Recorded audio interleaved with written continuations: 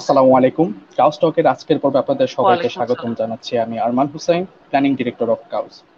আজকের আলোচ্য বিষয় হচ্ছে সবিস্তারে করোনা সংকট, বাঙালি ঘুরে দাঁড়াবে পূর্ণোদ্যমে। আমরা জানি 31শে ডিসেম্বর 2019 সালে চীনের উহান শহরে প্রথম শনাক্ত হয় কোভিড-19 বা করোনা ভাইরাস। করোনা ভাইরাস শনাক্ত হওয়ার পর থেকেই সারা বিশ্বের মানুষের জীবন হয়ে গিয়েছে দুর্বিষহ। শারীরিকভাবে, মানসিকভাবে এবং অর্থনৈতিকভাবে করোনা ভাইরাস সারা বিশ্বের মানুষকে সম্মুখীন করেছে এক চরম বিপন্ন অবস্থার এবং সংকটে। তো অর্থনৈতিকভাবে করোনাকে মোকাবিলা করার জন্য বিশ্বের উন্নত থেকে উন্নত রাষ্ট্রগুলো চেষ্টা করে যাচ্ছে, নিচ্ছে বিভিন্ন পদক্ষেপ, বিভিন্ন প্ল্যান। তো সেক্ষেত্রে আমাদের দেশ বাংলাদেশ কিভাবে তার সংকটকে মোকাবেলা করতে পারে এবং কিভাবে তার পূর্বের অবস্থায় ফিরে যেতে পারে সে বিষয়ে আজকে আলোচনা করবেন ঢাকা বিশ্ববিদ্যালয় আইন বিভাগের শ্রদ্ধেয় অধ্যাপক doctor Maimul Hasan Khan, PhD in jurisprudence. আমি স্যারকে অনুরোধ করব স্যারের আলোচনা শুরু করার জন্য। আসসালামু আলাইকুম। আপনারা শুনতে পাচ্ছেন? জি স্যার, আপনাকে শোনা যাচ্ছে। আচ্ছা, তাহলে আমি শুরু করি। আপনাদের সবিস্তারে আলোচনা আসলে কি সম্ভব? করোনা তো প্রায় আনুষ্ঠানিকভাবে 1 বছর পূর্ণ করতে যাচ্ছে। এখন যদি চ্যালেঞ্জের সংখ্যা ধরেন বা করোনার বিচিত্র রূপের অবস্থা দেখেন, করোনা প্যান্ডামিক বলছি আমরা, অর্থাৎ করোনা মহামারী থেকে করোনা প্যান্ডামিক আরো মারাত্মক। বলা হচ্ছে প্রতি শতাব্দীতেই এভাবে বড় ধরনের মহামারী হয়ে থাকে শতাব্দীর শুরুর দিক। কিন্তু অন্য যে কোনো মহামারীর তুলনায় এবারকার মহামারীর বা প্যান্ডেমিক যে ধরনের সিনড্রোম নিয়ে হাজির হয়েছে বা যত দ্রুত তার সিনড্রোম দেশ থেকে দেশে, অঞ্চল থেকে অঞ্চলে, রুগী থেকে রুগী, গ্রাম থেকে শহরে ভিন্নতার বহিঃপ্রকাশ ঘটাচ্ছে, তাতে মনে হচ্ছে যে করোনা মোকাবেলার কোনো স্ট্র্যাটেজি কোনো একক সরকারের পক্ষে বা কোনো এক অঞ্চলের মানুষের পক্ষে করা সম্ভব। আবার অন্যদিকে বিশ্ব স্বাস্থ্য সংস্থা থেকে শুরু করে গ্লোবালি যদি দেখা যায়, তাহলে এর সার্বজনীন বিশ্বজনীন কোনো সঠিক পদ্ধতি আবিষ্কার করা সম্ভব হয়। এত দ্রুত হয়তো আমরা ভ্যাকসিন আবিষ্কারের কথা দৃঢ়তার সঙ্গে বলতে পারবো না, তবে ভ্যাকসিন হয়তো আজ না হোক কাল বেরিয়ে যাবে। এবছর না হয় অন্য বছর, এই মাসে না হয় অন্য মাসে। কিন্তু আসলে এই করোনা আমাদের সামনে যে চ্যালেঞ্জ ছুড়ে দিয়েছে, এটা মানব সভ্যতার উন্নতি বা অবনতি, মানব সভ্যতার হিংস্রতা বা ভালোবাসা, মানব সভ্যতার সফলতা বা ব্যর্থতা, এই সব কিছুর সামনে এত সব চ্যালেঞ্জ ছুড়ে দিয়েছে, যার পরিমাপ করা এত দ্রুত সম্ভব হবে। তবে যেটি সম্ভব হবে তা হচ্ছে কোনো বড় অঞ্চলের অবস্থা কি দাঁড়াবে, বা কোনো একটি বড় রাষ্ট্র, বড় ইকোনমি বা ছোট ইকোনমির অবস্থা কি দাঁড়াবে, এ ব্যাপারে কিছু কথাবার্তা বলা সম্ভব। আমার ব্যক্তিগত মত হচ্ছে, আসলে চ্যালেঞ্জের সংখ্যা যতই বলা হোক না কেন, মূলত এখানে দুই তিনটা চ্যালেঞ্জই বড়। একটা হচ্ছে সভ্যতার ক্ষেত্রে পরিবেশকে রক্ষণাবেক্ষণ করতে আমাদের ব্যর্থতার সাথে পরিষ্কার পরিচ্ছন্ন পরিবেশ সকলের জন্য নিশ্চিত করার যে ব্যর্থতা, সেটা একটা। আর অন্যটি হচ্ছে ধনী ও গরিবের মাঝে যে বৈষম্য দিন দিন বেড়েই যাচ্ছে, এটাকে কিছুতেই রোধ করা যাচ্ছে না। এটি একটি বড়। আহ শ্রেণীবিন্যাসের ক্ষেত্রে বলতে গেলে অনেকেই হয়তো বলবে শোষক এবং শাসিত মাঝে লড়াই সংগ্রামের যে সফলতা ও ব্যর্থতা, তারই মাঝে এটা প্রাকৃতিক গজব বা আশীর্বাদ।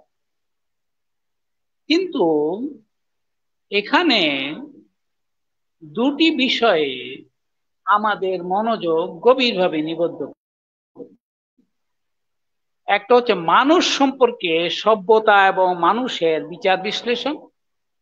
ব্যক্তি মানুষ হিসাবে আমরা আসলে পৃথিবীতে কি চাই এবং কি দিতে পারছি। আমি নিজে কি আমার পরিবেশ থেকে শুরু করে প্রতিবেশী পর্যন্ত, পরিবার পর্যন্ত সকলের জন্য গজবের চিহ্ন হব না আশীর্বাদের চিহ্ন হব? এইখানে ব্যক্তি মানুষের ভূমিকা, সমাজের ভূমিকা, রাষ্ট্রের ভূমিকা, এইগুলো রিডিফাইন হতে যাচ্ছে। এবং এই রিডেফিনেশনের ক্ষেত্রে বাঙালি জাতির বড় ধরনের সফলতা অত্যন্ত জরুরি। কারণ গত ৩০০ বছরের ইতিহাসে বাঙালি জাতির বড় ধরনের সফলতার অভাব, সেটা শিল্প বিপ্লবী বলেন, সেটা নগরায়ন শহরায়ন বলেন, সেটা কে আপনি বিজ্ঞানের উন্নতি, জ্ঞান বিজ্ঞানের প্রসারই বলেন, যে ক্ষেত্রেই বলেন না কেন, এটি আমাদের বাঙালি জাতি বা বৃহত্তর বেঙ্গল ডেল্টার জন্য একটা বড় ধরনের পরীক্ষা। আসার কথা হচ্ছে এই বৃহত্তর বেঙ্গল ডেল্টাটা মানুষের বসবাসের উপযোগিতার দিক থেকে পৃথিবীর একটা অন্যতম শ্রেষ্ঠ জায়গা। এখানে এত সহজে বসবাস করা যায়, এত সহজে খাদ্য উৎপাদন করা যায়, এখানে প্রকৃতি অধিকাংশ সময় আমাদের পক্ষে থাকে। আমি একটা উদাহরণ থেকেই করোনাতে চলে আসব। আপনারা পঙ্গপালের আক্রমণের কথা প্রায় শুনে থাকেন। পঙ্গপাল আফ্রিকা, ইউরোপ ছেড়ে এসে এশিয়াতে প্রবেশ করে ভারত পর্যন্ত এসে পশ্চিমবঙ্গের বর্ডারের কাছে এসে আর আসে না। এই পঙ্গপালের ক্ষমতা এত বেশি যে সে ইচ্ছা করলে একটা দেশে সকল খাদ্য নষ্ট করে দিতে পারে অতি কয়েক সপ্তাহের মধ্যেই। কিন্তু আশ্চর্যের ব্যাপার হচ্ছে বেঙ্গল ডলটাতে যখন এটা আসে তখন বাঁচতে পারে। এদের বংশবিস্তার ঘটে, পঙ্গপালের বংশবিস্তার ঘটে প্রতিদিনে বা প্রতি 24 ঘন্টা কয়েক হাজার গুণ। সেই পঙ্গপাল শস্য নষ্ট করতে গেলে বর্তমানে সামরিক বাহিনী সাহায্য ছাড়া কোথাও পঙ্গপাল মোকাবেলা করা সম্ভব। এবার ইরানও সামরিক বাহিনী দিয়ে চেষ্টা করেছে, পাকিস্তানও সামরিক বাহিনী দিয়ে চেষ্টা করেছে, ভারতও সামরিক বাহিনী দিয়ে চেষ্টা করেছে, তারপরেও কুলিয়ে ওঠে। কিন্তু বেঙ্গল ডেল্টাতে এসে এখানে প্রবেশ করার আগেই বা প্রবেশ করার কয়েকদিনের মধ্যেই তাদের বংশ বিস্তারও শেষ হয়ে যায় এবং তারা অধিকাংশ মারা যায়। এখন করোনা তো ঠিক এই ধরনের প্রাণী না, এটা অণুজীব। এটা নিজে ওইভাবে বংশ বিস্তার করে না, কিন্তু মাল্টিপ্লাই করে। এটা সাংঘাতিক ভাবে মাল্টিপ্লাই হয়, বিলিয়নস অফ মাল্টিপ্লাই হওয়া সম্ভব, কিন্তু এইটা অন্য প্রাণীর মতো বংশ বিস্তার। এখন আমাদের সামনে কার কার সামনে কি ধরনের চ্যালেঞ্জ। যেই সূচনা পর্বে আরমান যে কথা বলেছে যে চায়নায় ডিসেম্বর মাসে ছড়িয়েছে, কিন্তু চায়না তো অসাধারণ ক্ষিপ্রতার সাথে এটা মোকাবেলা করতে সমর্থ হয়। চায়না গত কয়েকদিনে একটা শহরে প্রায় 9 মিলিয়ন মানুষের পরীক্ষা করে ফেলেছে মাত্র 12 জনকে শনাক্ত করার কারণে। তাইলে চায়নার যে সাফল্য এর মোকাবেলা করা সেটা অভাবনীয়। আবার অন্যদিকে মার্কিন যুক্তরাষ্ট্র, মার্কিন যুক্তরাজ্য সহ কয়েকটি দেশে এর ব্যর্থতাও অভাবনীয়। ইউরোপিয়ান ইউনিয়ন সার্বিকভাবে সফল, জার্মানি বিশেষভাবে সফল, স্ক্যান্ডিনেভিয়া বিশেষভাবে সফল, কিন্তু ফ্রান্স, ইটালি এবং স্পেন তেমন ভাবে সফল না। তাহলে দেখা যাচ্ছে এখানে সফলতার ব্যর্থতা কোন দিক থেকে কিভাবে সম্ভব সেটা আমরা ঠিক বলতে পারি। কিন্তু ভিয়েতনামের সফলতা অভাবনীয়, তাইওয়ানের সফলতা, দক্ষিণ কোরিয়ার সফলতা। এখন দেখা যাচ্ছে আফ্রিকাতে এমনিতেই তারা সফল, বেশি লোক মারা যায় না, বেশি লোক আক্রান্ত। তাহলে বোঝা যাচ্ছে আবহাওয়ার সাথে এটার একটা যেমন সম্পর্ক আছে, পরিষ্কার পরিচ্ছন্নতার সাথে একটা সম্পর্ক আছে, স্বাস্থ্য ব্যবস্থার সাথেও একটা সম্পর্ক আছে। কিন্তু বিষয় যেটা ঘটে গেছে সেটা হচ্ছে পলিটিসাইজেশন। সায়েন্স তো সাধারণত একটা বিশেষ জ্ঞানকে বিশেষায়িত করে 100% অ্যাবসলিউটিজমের দিকে যাওয়ার চেষ্টা করে। করোনা প্রমাণ করেছে এখানে অ্যাবসলিউটিজমের কোনো স্থান নাই। কিন্তু চিকিৎসা বিজ্ঞানে 99% সফল হইলেই আপনি বলতে পারেন অ্যাবসলিউটলি সফল। কিন্তু 99% সফলতার দেশের সংখ্যা অত্যন্ত কম। এখন এই সফলতা মাপবার মাপকাঠিটা কি হয়? যেমন ডোনাল্ড ট্রাম্পকে যখন বলা হয় আপনার দেশে 200,000 মানুষের বেশি মারা গেল, প্রায় 1 মিলিয়ন মানুষ শনাক্ত হল, আরো 2 লক্ষ মানুষ মারা যাবে কয়েক মাসের মধ্যে, আপনি কিভাবে দেন? তিনি বলতেছেন অন্যেরা ক্ষমতা থাকলে কয়েক মিলিয়ন মরে যেত, অর্থাৎ কয়েক লক্ষ না মরে কয়েক মিলিয়ন মরে।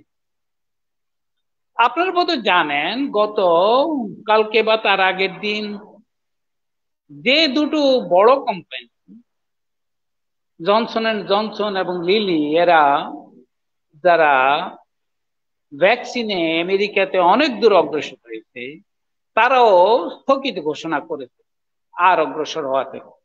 অক্সফোর্ডে যে ভ্যাকসিন সেটাও স্থগিত ঘোষণা করে। এই স্থগিত ঘোষণার পাশাপাশি রাশিয়া আবার বিভিন্ন দেশে তৃতীয় পর্যায়ে প্রয়োগ করে। আমার ব্যক্তিগত অ্যানালাইসিস হচ্ছে শেষ পর্যন্ত সবচেয়ে ভালো রিলায়েবল ভ্যাকসিন জার্মান থেকে বেরিয়ে আসবে, সেটা হয়তো আরো কিছু সময় নেই। এখানে বলে রাখা ভালো, জার্মানরা দ্বিতীয় বিশ্বযুদ্ধ পর্যন্ত যেসব ভুল করেছিল সেই কারণে তারা অত্যন্ত সাবধানী ভূমিকা পালন, আর এই সাবধানী ভূমিকা পালন করতে গিয়ে তারা কাউকে তেমন ক্রিটিসাইজ করে না, কাউকে সমালোচনা করে না, নিজেদের সমালোচনা করে। জার্মানি একমাত্র দেশ প্রথমেই ঘোষণা করেছে এইটা দেশে প্রবেশ করলে 80% মানুষ পর্যন্ত আক্রান্ত। সেই জন্য সেখান থেকে হার্ড ইমিউনিটি এবং অ্যান্টিবডি সৃষ্টির ফলে আর ছড়ানো আর ছড়াবে না, এই ধরনের ধারণার সৃষ্টি হয়, যেটা ইংরেজরা বেশি প্রমোট করে। কিন্তু দেখা যায় ইংরেজদের মৃত্যুর হার আসলে আমেরিকার চাইতেও বেশি। কিন্তু ইংরেজ বলতে আমি যুক্তরাজ্যের কথা বলতেছি, কারণ আমেরিকার জনসংখ্যার সাথে যদি যুক্তরাজ্যের জনসংখ্যা হার করে আনুপাতিক ভাবে দেখেন, তাহলে আসলে যুক্তরাজ্যের অবস্থা যুক্তরাষ্ট্রের চাইতেও খারাপ, এবং তারা এটা আদৌ কন্ট্রোলে আনতে পারবে বলে মনে হয়। কিন্তু পলিটিসাইজেশনটা বন্ধ হচ্ছে, সকল দেশেই পলিটিসাইজ করে। সাধারণ মানুষের জন্য যারা আক্রান্ত হয়, যাদের ফ্যামিলি আক্রান্ত হয়, তাদের জন্য ডু অর ডাই একটা অবস্থার সৃষ্টি। এই পরিস্থিতিতে আমরা বাংলাদেশ অত্যন্ত ভালো জায়গায় চলে যেতে পারতাম। আমাদের বিজন কুমার শীল এবং তার সাথে টিমটা যেভাবে কাজ করতেছিল, তাতে আমরা পৃথিবীতে এবার রীতিমতো নাম করে ফেলতে পারতাম। কিন্তু আমাদের দুর্ভাগ্য সেটা হয় নাই, বিজনশীলকে চলে যেতে হলো। কেন চলে যেতে হলো সেটা আপনারা সবাই জানেন। এটা আমাদের জন্য খুবই দুর্ভাগ্যের বিষয়, এবং এই ধরনের দুর্ভাগ্য থেকে আমাদেরকে বেরিয়ে আসতে। করোনা যে কাজটা করেছে সেটা হচ্ছে সবাইকে আনমাস্ক করার চেষ্টা করেছে। কিন্তু এখন পর্যন্ত পলিটিশিয়ানরা বা বিজ্ঞানীরাও এই আনমাস্ক অবস্থায় নিজেদেরকে রাখতে চায় না। তারা করোনা বাধ্যত আমাদেরকে মাস্ক পরিয়ে দিয়েছে, কিন্তু আসলে আমাদেরকে আনমাস্ক করতে চাইছে যে আমরা মানুষ হিসাবে কত দায়িত্ব জ্ঞানহীন হয়ে পড়েছি, আমরা মানুষ হিসাবে প্রকৃতিকে কতটা অবহেলা করছি, আমরা প্রকৃতি নষ্ট করার ক্ষেত্রে কত জঘন্য পরিস্থিতি সৃষ্টি করেছি নিজেদের জন্য। সেই দিক থেকে বিবেচনা করলে আমার মনে হয় করোনাকে কোনো আযাব গজব হিসাবে না দেখে এটিকে বড় একটি স্বর্গীয় আশীর্বাদ হিসেবে দেখা উচিত। এখন যিনি মারা যাচ্ছেন, যিনি আক্রান্ত হচ্ছেন, তার পক্ষে তো এইটাকে আশীর্বাদ হিসেবে গ্রহণ করা কঠিন। কিন্তু আমাদের দেশে মৃত্যুর অফিসিয়াল তথ্য অনুযায়ী অত্যন্ত কম, আনঅফিসিয়াল তথ্য হয়তো বেশি হবে। তারপরেও আমাদের এই বেঙ্গল ডেল্টাতে মৃত্যুর হার, সংক্রমণের হার অত্যন্ত কম, অর্থাৎ আমাদের সফলতাই এখানে বেশি। কিন্তু আমাদের ব্যর্থতার দিকে যেটা আমাদেরকে ঠেলে দিবে সেটা হচ্ছে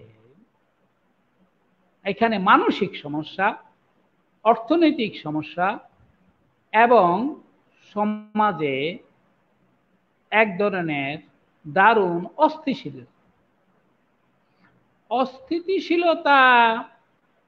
কারণ এত বড় যুব সমাজ নিয়ে স্কুল, কলেজ, মাদ্রাসা, সকল শিক্ষা প্রতিষ্ঠান সহ সবকিছু বন্ধ রেখে বেশি দূর আমরা স্বাভাবিক জীবনযাপনের দিকে অগ্রসর হতে পারি।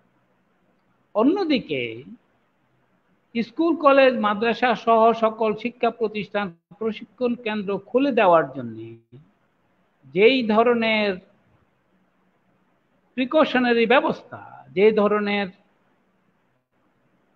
জ্ঞান বিজ্ঞান ব্যবহার করে চিকিৎসার ব্যবস্থা করে যেই ধরনের পরিস্থিতি সৃষ্টি করার কথা, তার কিছুই আমরা এখন পর্যন্ত করতে পারি। এখন আমরা গণরুম ব্যবস্থা ইউনিভার্সিটিতে রেখে তো বিশ্ববিদ্যালয় খুলতে গেলে বিরাট সমস্যা। এ পর্যন্ত করোনা সম্পর্কে যা জানা গেছে তাতে এটা পানিবাহিত না, বায়ুবাহিত কিছুটা, কিন্তু মানুষ বাহিত। এটি মূলত মানুষ বাহিত। এখন এই মানুষ বাহিত রোগ বেঙ্গল ডেল্টা পৃথিবীর সবচেয়ে ঘনবসতি এলাকা। এই অঞ্চলে এখন পর্যন্ত আমরা যে অবস্থানে আছি, আমরা বলতে পারি মূলত আমরা আশীর্বাদ পুরুষ্ট বিশেষভাবে। কিন্তু আমাদের যে জাতীয় জীবনে ভয় ভীতি একেবারে নিরুদ্দেশ হয়ে গেল, আমরা যে একেবারেই এটাকে কোনো পাত্তাই দিতে চাইতেছি না, এটি কিন্তু কোনো শুভ লক্ষণ নয়। এবং ব্যক্তি স্বাতন্ত্র্যবাদের যে ধারণা আমাদের, এই ধারণাটাও অত্যন্ত মারাত্মক।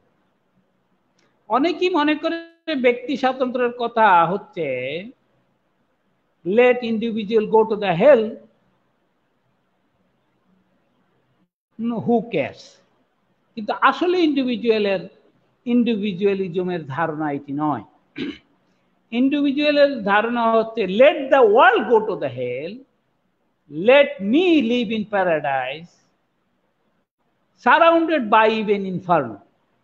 অর্থাৎ জলকুণ্ডের মধ্যেও যদি সমাজ থাকে, রাষ্ট্র থাকে, তার মধ্যেও আমি আমার বেহেশত সৃষ্টি করে নেব। এইটাই হচ্ছে ব্যক্তি স্বাতন্ত্র্যবোধের মূল দীক্ষা। অর্থাৎ কে কিভাবে থাকলো, কে কি অবস্থা, সমাজের অবস্থা কি, রাষ্ট্রের অবস্থা কি, আমি কারো প্রতি কোনো বাড়তি দায়িত্ব পালন করতে রাজি না। এখন কঠিন প্রফেশনালিজমে পৌঁছালে পরে এইটা হয়তো অত মারাত্মক না। আর আমরা প্রফেশনালিজমের যেই ধরনের ইনফ্যান্সিতে আছি, আমরা শহরায়ন, নগরায়ন, শিল্পায়নের যে পর্যায়ে আছি, আমাদের এখানে ব্যক্তি স্বাতন্ত্র্যবাদের বিকৃতি রূপ লাভ করার কারণে চারিদিকে সন্ত্রাসবাদ এবং হিংসা, হানাহানি, মারামারি, ধর্ষণ, লুটতরাজ, পুলিশ কাস্টডিতে লোক মারা, আইন প্রয়োগকারী সংস্থার কাছ থেকে সঠিক কোনো সমাধান লাভ না করা, এই ধরনের পরিস্থিতিতে করোনা আমাদের জন্য দীর্ঘায়িত হলে পরে এইটা আর তখন ফ্লুর মতো কোনো সমস্যা থাকবে। আমাদেরকে চিন্তা করতে হবে এটা সিজনাল ব্যাপার না, যেমন আবার কিছুটা সিজনাল, কিন্তু এটা ডেঙ্গুর মতো সিজনাল না, ফ্লুর মতো সিজনাল। অরিজিনালি এটা একটা দুর্বল অণুজীব, কিন্তু এটা রহস্য দিন দিন বাড়তেছে। এই রহস্য বেড়ে গিয়ে ডেঞ্জারাস, মারাত্মক আকার ধারণ করতে পারে। যদি আমরা এখনো এটাকে ডেঙ্গু বা চিকুনগুনিয়ার মতো মনে করি, তারপরেও দেখা যাবে আমরা আসলে ডেঙ্গু চিকুনগুনিয়াকে মোকাবেলা করতেও সমর্থ হই না, বরং পশ্চিমবঙ্গ অনেক ভালো মোকাবেলা করে ডেঙ্গু চিকুনগুনিয়া বাংলাদেশের থেকে। তাহলে আমাদের জন্য এটা বিরাট সমস্যা হয়ে দাঁড়াতে পারে সার্বিকভাবে সকলের। বিশ্ব পরিস্থিতিতে যে অস্থিরতা বিরাজ করতেছে, বিশ্ব পরিস্থিতির কাছ থেকে আমরা বড় ধরনের সাহায্য আশাও করতে পারি। আর বিশ্ব অর্থনৈতিক মন্দার প্রভাবে আমরা যেই পরিমাণ ক্ষতিগ্রস্ত হয়তো হওয়ার কথা, সেইটা আমরা হয়তো হব না। তার কারণ আমরা অত বড় ইকোনমিও না, আমাদের ক্ষতি যা হবার হয়েই গেছে, আমাদের এখন শুধু লাভ তোলারই পালা। কারণ আমাদের ইকোনমি এখনো $1 ট্রিলিয়ন পৌঁছায় নাই, যেখানে অ্যাপেলের মতো কোম্পানি $2 ট্রিলিয়ন পৌঁছে গেছে কোম্পানির অ্যাসেটের বিবেচনায়। অথচ আমাদের এখান থেকে আবার $1 ট্রিলিয়নের মতো US চলে গেছে গত 50 বছর। তাহলে এখানে অর্থনৈতিক সমস্যাটা বড় আকার ধারণ। এইটার দিকে খেয়াল রেখে ধনী দরিদ্রের পার্থক্য কমিয়ে আনতে পারলে, গ্রাম এবং শহরের সুযোগ সুবিধা কম আনতে পারলে, কৃষি কাজে আমাদের ভর্তুকি বাড়াতে পারলে, কৃষি এবং শিল্প উৎপাদনে ডাইভার্সিফাই করতে পারলে আমাদের জন্য বড় দুঃসংবাদ অর্থনৈতিকভাবেও না আসে। কিন্তু চার্চিলের মতো লোকরা যদি ক্ষমতায় থাকে, তাহলে আমরা দুর্ভিক্ষের দিকে ঠেলে দিতে পারি। করোনা সিনড্রোমটাকে আমরা কিভাবে নেব, আমাদের এখন চিন্তা করে দেখা দরকার যে করোনা জেনারেশন যেটা আসবে ভবিষ্যতে তাদের কি হবে। হঠাৎ করে করোনা আসার পরে দেখা গেল দেশে এত বেশি সিজারিয়ান লাগে না, কিন্তু করোনা আসার পরে ওষুধের ব্যবহার কিন্তু কমে নাই, বরং বাড়ছে, ওষুধের দাম অনেক বেড়েছে। অর্থাৎ মুনাফাখোররা মুনাফা বেড়েই যাচ্ছে। এখন এত বেশি ওষুধের দাম, খাদ্যের দাম যদি বেশি হয়, তাহলে মানুষের যে 50% মানুষ বাঙালি জাতির যে খারাপ অবস্থার মধ্যে আছে অর্থনৈতিকভাবে, তাদের অবস্থা তো খারাপ হয়ে যাওয়ার কথা। এই বিষয়টা যদি আমাদের গুরুত্ব দিতে হয়, তাহলে আমাদের পলিটিসাইজেশনটা বাদ দিতে হবে। করোনার জ্ঞান বিজ্ঞানের ব্যবহারকে উৎসাহিত করতে হবে। এই যে একজন সায়েন্টিস্টের কথা বললাম, যিনি সিঙ্গাপুর চলে যেতে বাধ্য হলেন, এদের মতো লোক কেন আমাদের দেশে থেকে চলে যাবে? আমরা তো এদেরকে জোর করে রাখবো, এদেরকে দিয়ে মানুষের উপকারে কাজে লাগাবো। এমনিতে আমরা জ্ঞান বিজ্ঞানে অনেক কিছু। এখন এই পরিস্থিতিতে আমরা আসলে কি করব? আমরা কি কোনো মিরাকেলের জন্য অপেক্ষা করব, নাকি আমরা ফ্যাটালিস্ট হব, নাকি আমরা ফ্যাটালিটি আরো বাড়ানোর জন্য নিজেদেরকে প্রস্তুত রাখব? আমি শুধুমাত্র ফ্যাটালিটি এবং ফ্যাটালিজমের সম্পর্ক কিছুটা বর্ণনা করে আমার বক্তব্য শেষ করব। এরপরে আপনারা আমাকে প্রশ্ন করলে আমি আপনাদের প্রশ্নের উত্তর দেওয়ার চেষ্টা করব। নর্মাল হিউম্যান বিইং অর্থাৎ সুস্থ সবল সাধারণ একটা মানুষ পৃথিবীতে নির্দিষ্ট সময়ের জন্য এসে কেবল নিজের স্বার্থটাই দেখবে, আর কারো স্বার্থ দেখবে না, এটাও এক ধরনের পশু। আকবর আলী খান এটাকে অবশ্য পরার্থ অর্থনীতি বলে। আমি স্বার্থপর অর্থনীতি, পরার্থ অর্থনীতি এইসব বুঝতে চাইও না। আমি যেটা মনে করি, অর্থনীতিতে স্বার্থপরতা যেমন থাকবে, পরার্থপরতাও থাকবে, কিন্তু ন্যায্য অর্থনীতির একটা কনসেপ্ট আমাদেরকে দাঁড়াতে হবে।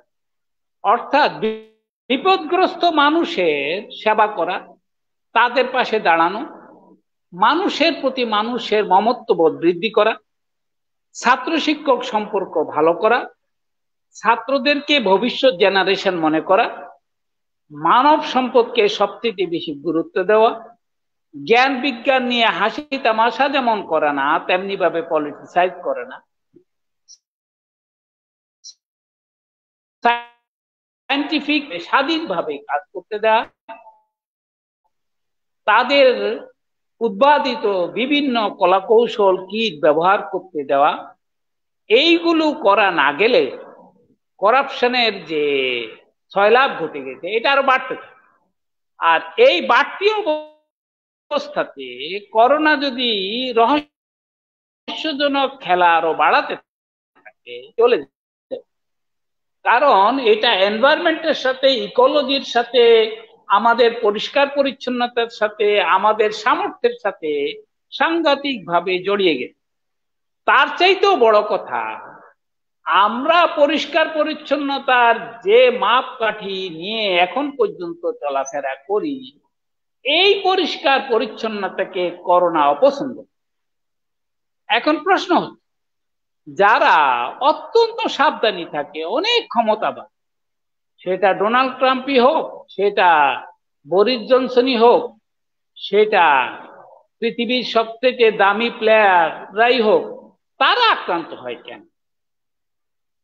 এত ক্ষমতাধররা আক্রান্ত হয় কেন? অমিত শাহ আক্রান্ত হয়?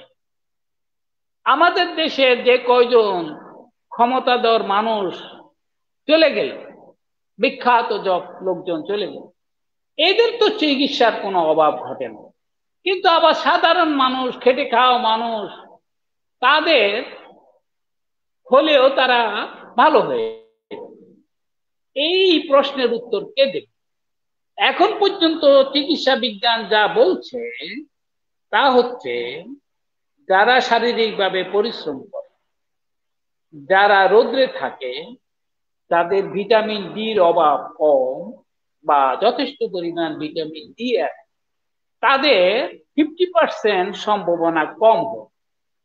কিন্তু 50% সম্ভাবনাই যথেষ্ট। ঢাকা শহরের ডক্টর বিজন কুমার শীল বলেছিলেন, ঢাকা শহরের 3 জনে 1জন এর অ্যান্টিবডি তৈরি হয়েছে বলে তার দৃঢ় বিশ্বাস, তার গবেষণা। কিন্তু ইদানিং কালে অত্যন্ত রিলায়েবল সোর্সে যে সমস্ত সংবাদ বেরিয়ে আসতেছে, তাতে ঢাকা শহরের প্রতি 2জনের 1জনের ভিতরে অ্যান্টিবডি পাওয়া যায়। অর্থাৎ ঢাকা শহরের 50% মানুষের করোনা হয়ে গেছে। এখন অ্যান্টিবডি হইলেই আপনি করোনা মুক্ত হয়ে যাবেন চিরতরে, এমন কোন গ্যারান্টি এখন আর কেউ আপনাকে দিচ্ছে। অর্থাৎ বোদের পালের মতো সবার হয়ে গেলে আপনার হবে না, সেটাও যেমন সত্য নয়। সমাজের বিরাট সংখ্যক মানুষের অ্যান্টিবডি তৈরি হয়ে গেলে বা যাদের অ্যান্টিবডি তৈরি হয়ে গেছে তাদের আর হবে না, এটিও এখন চিকিৎসা বিজ্ঞান মানতে। বরং ডাক্তারদের মধ্যে একাধিক ডাক্তার পাওয়া গেছে যারা দ্বিতীয়বারে আক্রান্ত হয়ে মারা গেছে, এবং দ্বিতীয় তৃতীয়বারে আক্রান্ত যারা হবেন তাদের মাঝে ফ্যাটালিটি রেট অনেক বেশি হবে। তাহলে ফ্যাটালিজমে আপনি বিশ্বাস করেন বা না করেন, ফ্যাটালিটি রেট বাড়তেও পারে, কমতেও পারে। আর এটা যদি 3 বছর কন্টিনিউ করে, তাহলে 3 বছর পরে আপনি বুঝতে পারবেন আপনার অবস্থা কি। আর আমাদের ডেল্টা যে সমস্ত সুবিধা আছে, জলবায়ুগত, পানি এবং বৃষ্টি, রোদ, এই সব কিছু যে সুবিধা আছে, এই সমস্ত সুবিধাতে আত্মতৃপ্তি আমাদের জন্য সর্বনাশ ডেকে আনে। এখন বেঙ্গল ডেল্টার একটা বড় বৈশিষ্ট্য হচ্ছে, গত 5,000 বছর ধরে এখানে সার্ভাইভালিস বা সার্ভাইভালের রেট বেশি, এবং মানুষের রেজিলিয়েন্স বেশি, এবং মানুষের রোগ প্রতিরোধ ক্ষমতাও বেশি। আগে উটি বসন্ততে ভালো ভালো পরিবারের লোকজন মারা যেত, এখন মারা যেত। কিন্তু চিকিৎসা বিজ্ঞানের এই উন্নতির ফলে আফ্রিকার মতো মহাদেশকে পলিও মুক্ত করা ঘোষণা করা যায়। অনেক দেশে অনেক কিছু মুক্ত ঘোষণা করা, কিন্তু কোন দেশকেই এখন পর্যন্ত করোনা মুক্ত ঘোষণা করা যাচ্ছে। নিউজিল্যান্ড বোধহয় অল্প সময়ের জন্য করোনা মুক্ত হয়েছিল 100%, কিন্তু বারবার ঘুরে ফিরে আসছে। অস্ট্রেলিয়ারও একই অবস্থা, দক্ষিণ কোরিয়ারও একই অবস্থা, ভিয়েতনামে ফ্যাটালিটি রেট খুবই কম, তারপরেও আছে। তাহলে এই করোনা আমাদের সঙ্গে থেকে যাবে, এটা আমরা চাই বা না চাই। এটা গ্লোবালাইজ সিস্টেমের অংশ, এটা রিজিওনাল সিস্টেমের অংশ, এটা ন্যাশনালাইজ সিস্টেমের অংশ। এখন আমাদের দরকার হচ্ছে যারা পরবর্তী প্রজন্মের দিকে বেশি নজর দেওয়া, সন্তান সম্ভবা নারীদের প্রতি বেশি নজর দেওয়া, যে সমস্ত বাচ্চারা ভূমিষ্ঠ হচ্ছে তাদের প্রতি বেশি নজর দেওয়া, যে সমস্ত অনাগত ভবিষ্যতে বাচ্চারা আসবে তাদের, অর্থাৎ করোনা জেনারেশনকে সামনে রেখে আমাদের চিন্তা ভাবনা করে, তাহলেই মনে হয় আমরা বড় ধরনের বিপদে পড়ব না। অন্যথায় অর্থনৈতিক বিপদ সহ মানসিক বিপদ সহ, মানসিকভাবে আমরা ইতিমধ্যে শারীরিক অর্থনৈতিকের চাইতেও বেশি ক্ষতিগ্রস্তের মধ্যে আছে। এই যে সবাই ডাক্তারদেরকে গালিগালাজ করে, পলিটিশিয়ানদেরকে গালিগালাজ করে, আসলে তো আপনারা ছাত্ররা শিক্ষকদেরকে গালিগালাজ করে, বা আমরা শিক্ষকরা আপনাদেরকে অপছন্দ করি, আপনাদের সম্পর্কে অনেক খারাপ কথা। সবকিছুতেই কিন্তু আসলে একটা মানসিকতার সমস্যা আছে, একটা মেন্টাল হেলথের সমস্যা। আমি তো হলপ করে বলছি, এই যে বিশ্ববিদ্যালয়গুলো যে চিকিৎসা কেন, এইখানে ডাক্তারদের মধ্যে 50%-এরও বেশি মানসিক ভাবে রোগাক্রান্ত। তো ডাক্তাররাই যদি মানসিক ভাবে রোগাক্রান্ত হয়, তারা রোগীদের সেবা দিবে কিভাবে? এখন এটার স্ট্যান্ডার্ড যদি আপনি বাড়িয়ে দেন, এদের সংখ্যা আরো বেড়ে যাবে। কিন্তু রুগীর মানসিক অবস্থার চাইতে ডাক্তারের মানসিক অবস্থা ভালো থাকা জরুরি, কিন্তু সুস্থ পরিবেশ কোথাও আমরা সৃষ্টি করতে পারি। কাজে এই যে করোনা আমাদেরকে মাস্কের ভিতর পরে, মাস্কের ভিতর ঢুকে আমাদেরকে আনমাস্ক করতে, কারণ মানুষের ম্যানিপুলেশন করার ক্ষমতা, মানুষের মিথ্যা বলার ক্ষমতা, মানুষের ধোঁকা দেওয়ার ক্ষমতা, মানুষকে অন্যকে ঠকিয়ে নিজে লাভবান হওয়ার ক্ষমতা, এটার কোনো পরিসীমা সীমা নাই। এবং এ কারণেই আমাদের জন্য বিপদটা আর একটু বেশি। কাজে এই শিক্ষা ব্যবস্থাটাকে কিভাবে কর্মমুখী করা যায়, শিক্ষকদেরকে কিভাবে পবিত্রতার দিকে আনা যায়, এবং পুরো ব্যবস্থাটাকে কিভাবে দুর্নীতিমুক্ত রাখা যায়, তাহলে হয়তো দেখা যাবে করোনাও আমাদের সঙ্গে সদ্ব্যবহার করবে। এ বলে আমি আমার বক্তব্য শেষ করছি। আপনারা যা প্রশ্ন করবেন তার উত্তর আমি দেওয়ার চেষ্টা করব। অনেক সবাইকে ধন্যবাদ।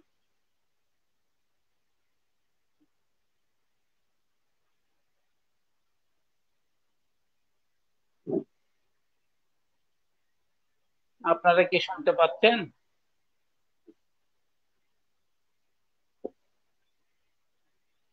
আপনারা কি এতক্ষণ আমাকে শুনতে পারছিলেন? হ্যালো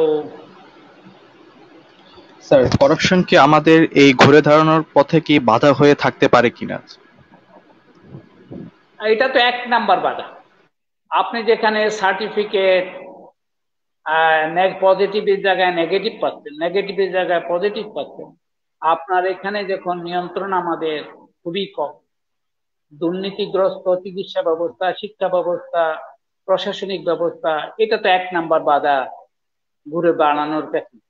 কিন্তু আসার কথা হচ্ছে যে মানুষ আগের চাইতে, সাধারণ মানুষ অনেক সচেতন হয়েছে, এবং মানুষ অঙ্গুলি তোলে বলার চেষ্টা করতেছে এভাবে আর কত। এবং মানুষ নিজেরা বিকল্প ব্যবস্থা খুঁজে বের করে ফেলতেছে, এবং বিকল্প ব্যবস্থা, নানা রকমের বিকল্প ব্যবস্থা বেরিয়ে যায়। অনেককে মূল্য দিতে হবে, কিন্তু বিকল্প ব্যবস্থা বেরিয়ে, এবং এই ক্ষেত্রে বাঙালির সক্ষমতা অতীতেও বহুবার প্রমাণিত হয়েছে। অবশ্যই দুর্নীতি সবথেকে বড়, মিথ্যা কথা বলা, ম্যানিপুলেশন, পরিসংখ্যানকে ম্যানিপুলেট করা, এগুলি হচ্ছে সবথেকে বড় বাধা। কিন্তু আমরা এই বাধাগুলি ইচ্ছা করলেই, একটু মানসিকতার পরিবর্তন করলে, একটু জ্ঞান বিজ্ঞানের চর্চা করলেই আমরা ঘুরে দাঁড়াতে পারবো এবং মন্দকে ভালোতে রূপান্তরিত করতে পারবো।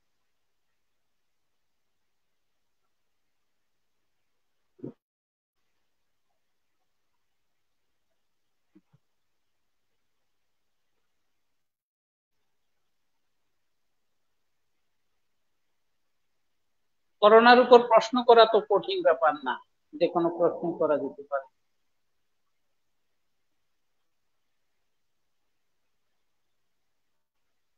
আপনারা কি শুনতে পাচ্ছেন না?